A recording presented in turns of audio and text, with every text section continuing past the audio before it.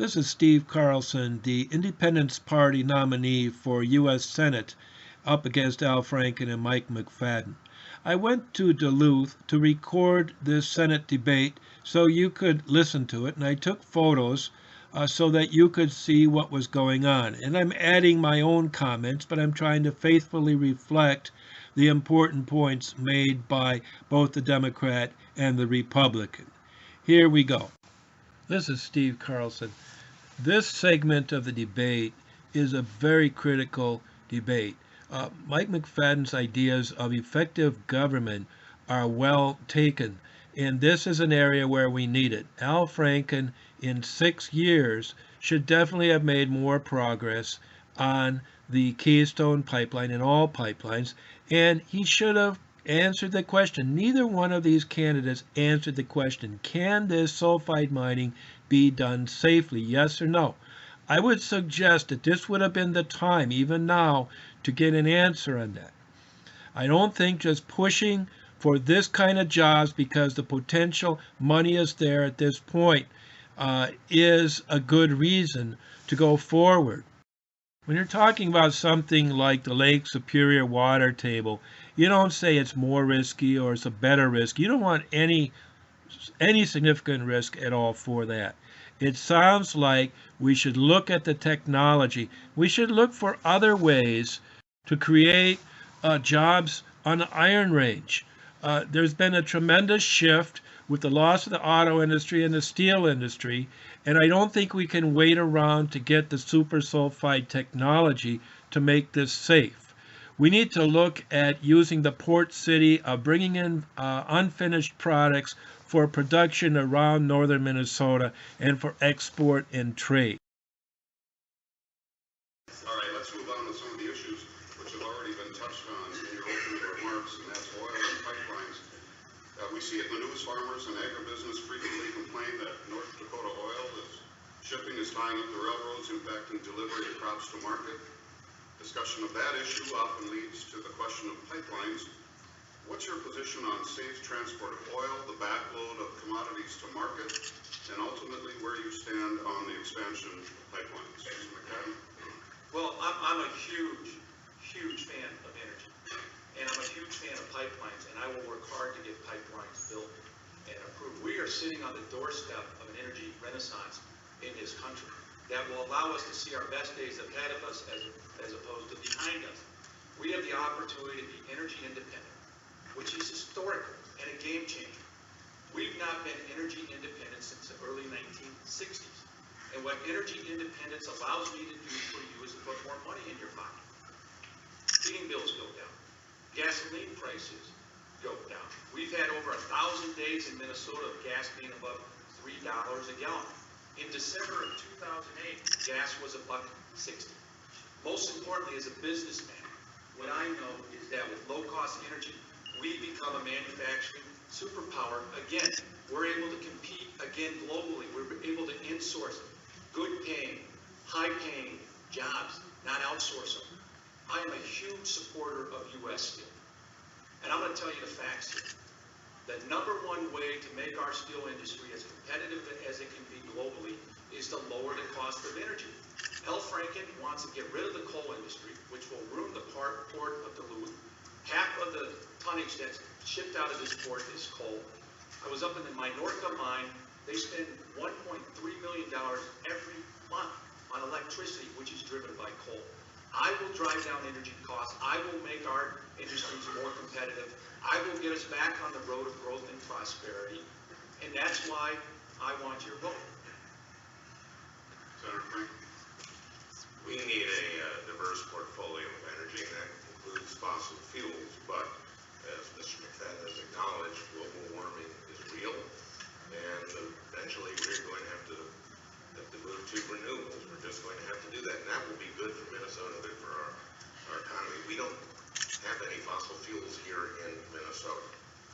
Now, you can grow a crop, a big crop. If you can't get it transported someplace, that's a problem to market. And that's why this rail issue is so big. So much of rail use is now for the Bakken crude. And now I've been going to the Surface Transportation since I got to the Senate. Captive rail is something I've been very interested in. I actually worked with Senator David Vitter, Republican of Louisiana, to get the cost of filing a complaint with the Surface Transportation Board, which regulates the the railroad, from $20,000 to $350, so people can file a complaint. I got the Surface Transportation Board to come out here. I testified before them, got them to come out to Minnesota and give orders to BNSF and Canadian Pacific to make sure that they would get fertilizer to our farmers. And then I got them back out again and gave them rules to clear up this backlog on grain shipments. But it's not just grain; it's taconite now. We know it's coal for our utilities. Yes, I've worked with our rural electric co-ops. They use coal. I don't want to get rid of coal, but we have to. And one of the things we're using for electricity now is natural gas. That came from this renaissance in fracking, which was developed by the Department of Energy. That's why we like to do energy research. So this is I'm chairman of the Energy Subcommittee on the Energy and Natural Resources Committee, and this is something that I love talking about. Thank you both very much. Excuse me. We get a minute response, right? Correct. Al, with all due respect, your lack of an energy policy and the lack of an energy policy from President Obama has caused the rail car shortage. There's not been one pipeline built. You haven't approved any pipeline. The Keystone Pipeline has been under review process for 6 years. That's crazy. That is too long. Pipelines are proven to be the most effective, most efficient, most environmentally sensitive way to transport oil. And until you start passing pipelines, we're going to have a rail car shortage. I know how to fix this economy. I know how to get us back onto the road of growth and prosperity. And you are putting Band-Aids as opposed to going to the root causes. We need pipelines in this country. I want everyone to know in this room and in this state that I am for pipelines. I will get them built. That is the #1 way to alleviate our rail car shortage. Thank you. The Keystone Pipeline really has nothing to do with the Bakken oil. This is for tar sands oil. That's just the case. About the same effect on high priority. But can I just here? What I voted is to not circumvent the regulatory process on Keystone. What I have voted for, and let me tell you what I'm for on Keystone, what I have voted for. I have voted that if we build the Keystone Pipeline, that it will be built with American steel. Mr. McFadden, after our first debate, said that it would be fine, it would be okay with him if the Keystone Pipeline were made with Chinese steel, if we're a little bit cheaper. Now, those are Minnesota jobs. I fight for Minnesota jobs. Maybe that's the difference between me and Mr. McFadden. Maybe he sees profits over people. When I see a pipeline, I want it built with American steel. And we have other pipelines that carry Bakken. We have to make sure that they're sited correctly, that they're not going through the headwaters of the Mississippi. But yeah, pipelines are a more efficient way than rail in many cases. Thank you, Senator Franken. As much as I want to move on to the next issue, I do want Mr. McFadden to address the Chinese steel issue, just very quickly, just 30 seconds. Absolutely. You know, the difference between Senator Franken and myself is that I'll talk straight to you. I will talk straight to you. I don't want to see foreign steel used in pipelines any more than Senator Franken does.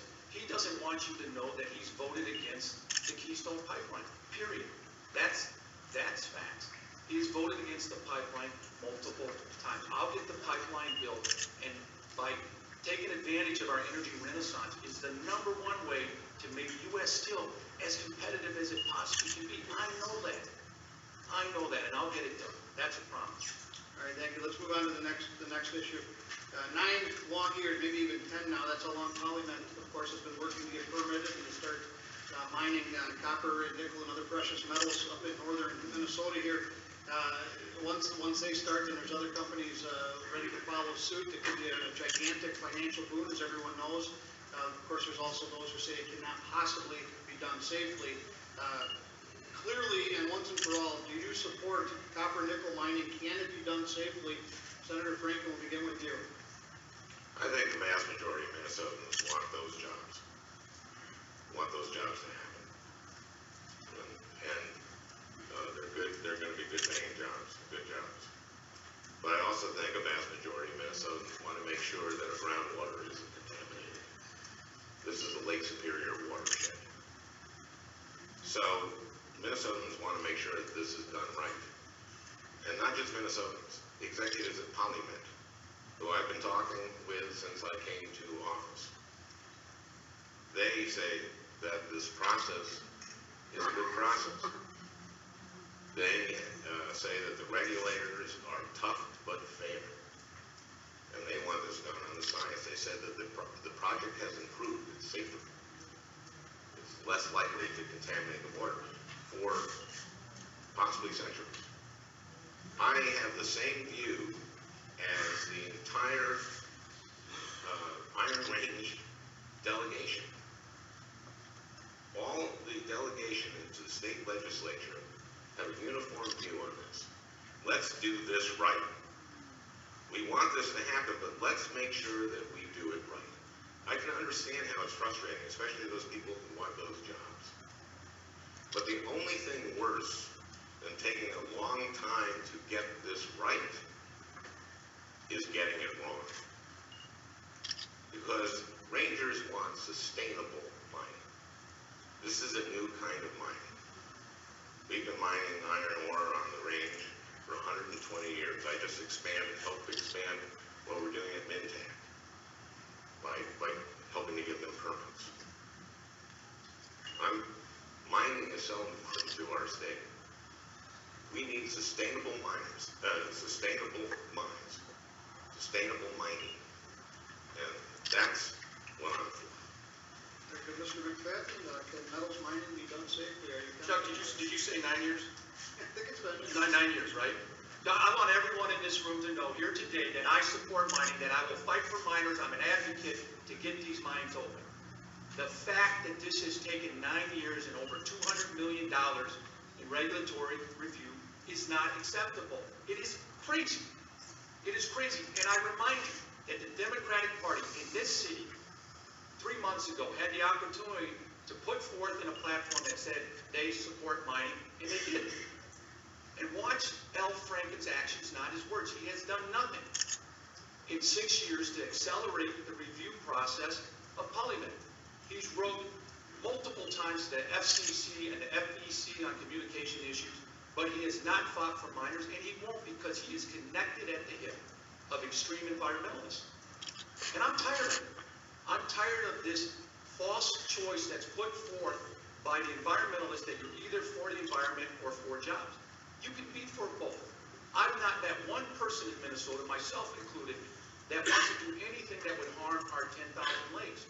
But we have a process here that has taken 9 years and $200 million, and we still don't have an answer. And the reason we don't have an answer is there's 7 different regulatory agencies responsible for making this decision. This is lunacy. And when Al Franken says he's talked to PolyMet and they're okay with the process, they have to say that. They are caught in regulatory limbo. They can't tell you what they really think. You really think they think it's been a reasonable process? Absolutely not. We have to demand that this process be efficient. We need effective government. I will fight for effective government. I've been in the private sector my whole life. I know how to have efficiency and make efficiency. So let's be absolutely clear. I support the mines. I support miners. I'm the one that will get these mines open. Senator Franken's had 6 years, and we've made no progress.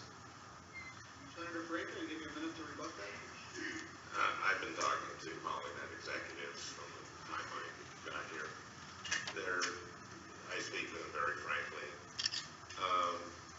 They know that this process has improved the project to make it less likely to contaminate the groundwater, which would be a disaster. We're talking about mitigating that for centuries of unbelievable cost. There are 7 agencies, because this is both federal and state have to weigh in on that. The national, the Forest Service has to weigh in because it has land exchanges. It's too important not to get this right. We need to get this right, and if you talk to anyone, talk to the range delegation, the state legislators in the delegation, they get elected by the people on the range. They want sustainable mining. They want to make sure that this is done right, and if it is done right, then this will be sustainable. This is the difference between Al Franken and myself. He's gone to Washington, and he's been Washingtonized. He's here today telling you that 9 years is a reasonable process. That's not reasonable. That is the definition of unreasonable. It's not acceptable. And we talked about it, Al, as conceptually. For the good people up on the Iron Range, they've just lost another generation because there's not jobs. We have the opportunity, not just with PolyMet, but with the whole copper nickel deposit up there, because it is the largest in the world, that has the opportunity to create thousands of jobs and billions and billions and billions of dollars of economic impact in this state and in a region of the state that has one of the highest unemployment rates. It's almost twice the unemployment rate around the rest of the state of Minnesota. I'm here to tell you today that I, Mike McFadden, will fight for miners, I'll fight for rangers, and I'm going to win up in the range because I'm your advocate.